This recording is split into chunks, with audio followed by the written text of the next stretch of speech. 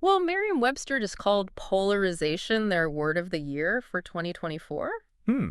Kind of interesting, right? Yeah, Not exactly a happy word, but I think it says something about where we are right now. definitely. So we're diving into all that today Okay. with some help from Merriam-Webster's announcements and also this article from the Associated Press.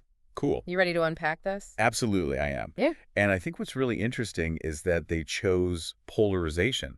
The force, Hmm. not polarized, which is the state of being. Okay, so it's not just we're divided, it's that something is actively like pushing us further apart. Exactly. It's like those, arguments you see everywhere online Yeah. about like everything, Pretty much. where everyone's just so dug into their position. Yeah. And they won't even consider the other side. It's a great point, and the announcement even talks about the 2024 U.S. presidential election Right. between Donald Trump and Kamala Harris as a major factor in this. And remember, the AP VoteCast data showed that 8 out of 10 Harris voters and 7 out of 10 Trump voters Wow. saw the other candidate as an existential threat. I struggle with that whole existential threat thing. Uh-huh. Do people really think that the other side is that dangerous?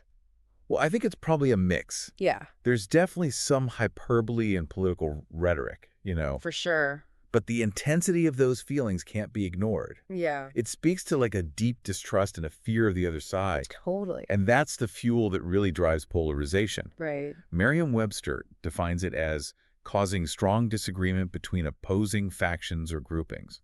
So it's like pushing people away from the middle, Exactly. away from compromise. And it makes those differences seem bigger than any common ground. Right. But this is where I think it gets really interesting. Right. It's not just about politics anymore. Right. You're seeing this everywhere. Yeah. In pop culture, tech trends, pretty much every industry.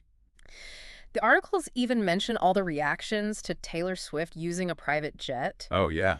And, you have like the environmental concerns on one side, and then you have people talking about her celebrity status and her career demands on the other. Right. And it felt like everyone was forced to pick a side. Yeah. It's a classic example of how this plays out. Right. Makes you wonder, why is everything such a battleground now? Yeah. Some experts believe that social media algorithms play a role. Mm. Rewarding outrage and pushing us further into our own echo chambers, Right. where we're not really hearing different voices. Yeah, I've definitely seen that happen online. Oh, yeah. You just say like one thing that goes against the grain, and then suddenly you're in a virtual shouting match with everyone. And it's not just Taylor Swift. Think about the rap rivalry between Kendrick Lamar and Drake. Oh, yeah, that was intense. Even things that seem lighthearted become like these battlegrounds, Yeah. Like the memes about breakdancer Rachel Reagan, Gunn's performance at the Olympics, or the debates over lookalike contests, Right. or even the arguments about Nepo babies. It's like we're hardwired to take sides now. Yeah, kind of. Okay, so we see polarization in all these different ways. Right. But Merriam-Webster, they also gave us some other clues about the year in language. Yeah, Let's see what else caught their attention. for sure. Well, they have a top 10 list. Okay. And some of these words are pretty surprising. Yeah. So first up is demure. Okay. This one got a massive boost thanks to TikTok. Wait, demure went viral? Yeah. Like modest and reserved? How does that even happen? All thanks to this TikToker, Jules LeBron. Okay. She had this makeup routine video, Uh-huh. and she described her look as very demure, very mindful. Oh. And then suddenly everyone's looking it up. Wow. That's amazing how one person can just influence the language like that. Yeah, Power of social media. for sure. Okay, what's next? Next we have Fortnite. Fortnite. Yeah. That might be a little less surprising. Wait a minute, isn't that like an old-timey way of saying 2 weeks? Exactly. Oh. And you guessed it, Taylor Swift's song of the same name. Largely responsible for its comeback. Right. It's like she's single-handedly keeping this word alive. Yeah, she definitely has a way with words. Right. Okay, last one from the top 3 is totality. Okay. Any ideas on that one? Think back to April of this year April. and like a major celestial event. April, the solar eclipse, all that talk about the path of totality. You got it. Right. People were fascinated by, the idea of experiencing the full eclipse. Yeah. And so totality, like the complete or total experience, Mhm. became this buzzword. It's funny how even something as vast as like a solar eclipse can impact the words that we use. Yeah, it's pretty wild. Okay, so we got polarization, demure, Fortnite, and totality. Uh-huh. What else is on Merriam-Webster's top 10 list? Well, there's resonate, which relates to something, really speaking to you on like a deep level. Resonate. Oh, yeah. Interesting. Yeah. It feels like a very human word. It does. But the articles point out a connection between resonate and AI-generated text. Oh, right. Oh, Yes, right. okay. The idea is that AI might be overusing resonate to make their writing seem more human, more emotionally engaging. I'm not sure I buy that. Maybe AI just identified resonate as like a really powerful word Yeah, and is just using it accordingly. maybe. Wouldn't that be like more efficient than Yeah. trying to mimic human speech? That's a good point. Right. It's hard to know the true intentions of an algorithm. Totally. But either way, it raises questions about how language is being shaped by technology. Absolutely. Yeah. What other thought-provoking words did they find? There's cognitive, relating to thinking and mental processes. Okay, cognitive. This one popped up a lot in political discussions. Especially when people were talking about the candidates' ages and mental sharpness, Yes, right? exactly. It's a sensitive topic, but it clearly resonated with a lot of voters. Okay, cognitive makes sense. What else do we have? Elision caught my eye. Elision. Yeah, it's a bit of a niche word referring to when a moving object collides with a stationary one. Like a ship hitting a bridge. That's the example they gave. Oh. Yeah, apparently there was an incident with a ship crashing into the Francis Scott Key Bridge in Baltimore, and it caused a spike in searches for elision. So people were really trying to get that terminology right. Yeah, I guess so. Okay, so we're seeing patterns here. Yeah. Words related to division technology, even astronomy. What else is on the list?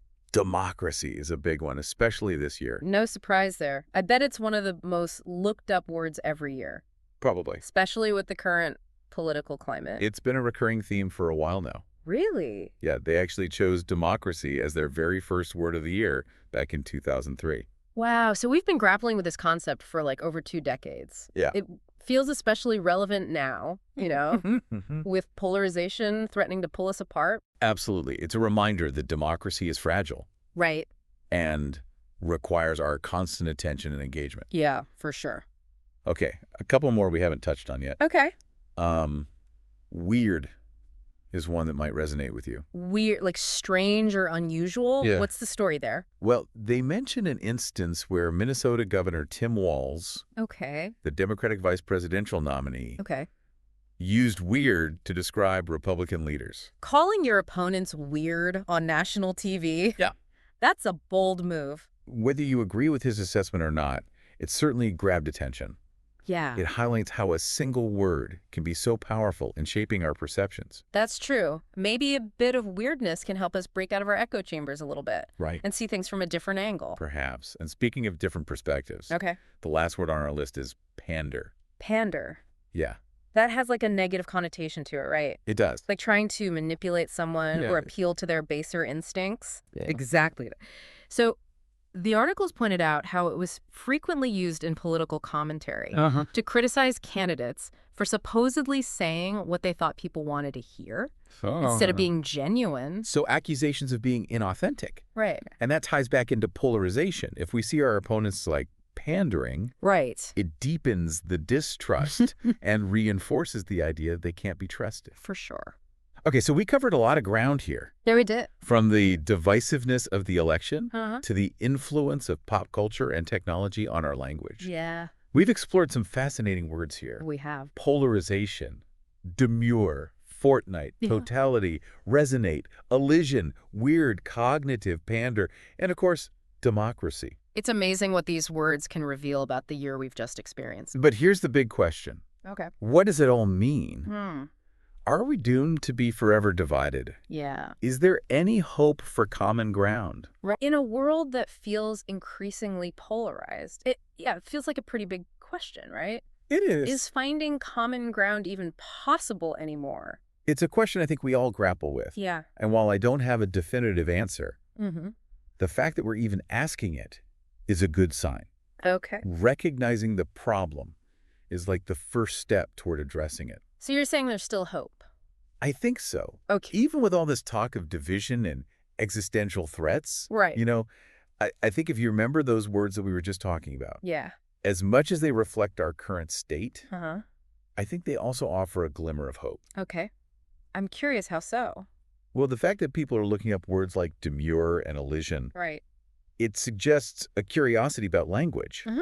like a desire to understand these nuances and express themselves precisely. Okay. It's a sign that we're not just like accepting things at face value. Right. We're thinking critically. We're trying to make sense of a really complex world. So you're saying that even in a polarized world, there's still room for dialogue and a desire to, like, connect with each other. Exactly. It might not be easy, Yeah. but it's essential to keep those lines of communication open. Right. And maybe by expanding our vocabularies and being more mindful of the words that we use, Uh-huh. we can start to bridge some of those divides. I like that. Yeah. It's like instead of just shouting at each other from across the divide, we're actually taking the time to learn each other's languages. It's about recognizing that there are multiple perspectives, Right. multiple ways of seeing things. Yeah. And instead of just shutting down those different viewpoints, Yeah. we can engage with them. Yeah. We can learn from them, maybe even find some common ground. So, listener, as we wrap up this deep dive into the world of words, Yeah. we leave you with a question to ponder. Okay. If polarization is so pervasive, does that mean finding common ground is becoming impossible? Mm.